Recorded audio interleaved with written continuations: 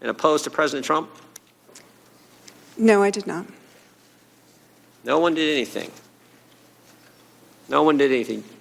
You see why maybe the president was a little concerned about what went on in Ukraine?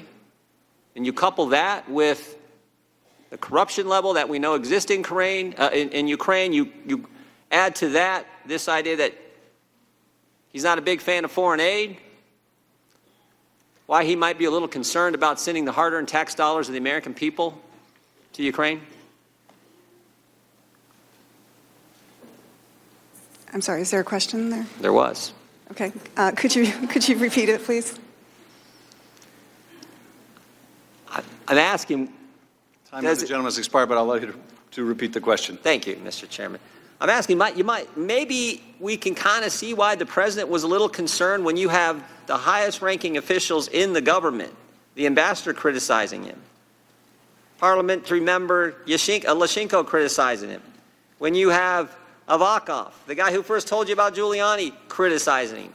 All this going on, and when you couple that with the concerns he has about corruption, the concerns he has about Europe not doing enough, the concerns he has about reluctance to send in the hard-earned tax dollars to any country, Jordan, frankly. I have indulged you with extra time, but I appreciate it. My indulgence is wearing out. I appreciate it.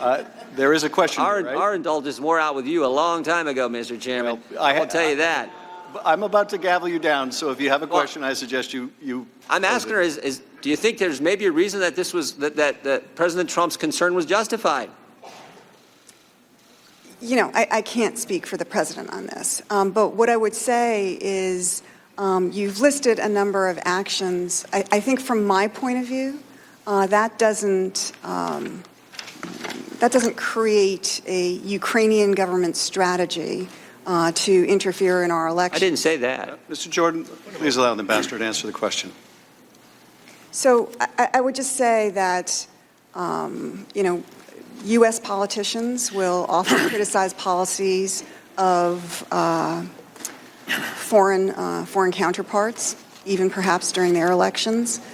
You know, this happens in politics, and I think that it doesn't necessarily constitute interference. Would you ever write an op-ed critical of a presidential candidate in Ukraine? Jordan, your time has expired. Mr. Welch, you're recognized. Thank you, Mr. Chairman.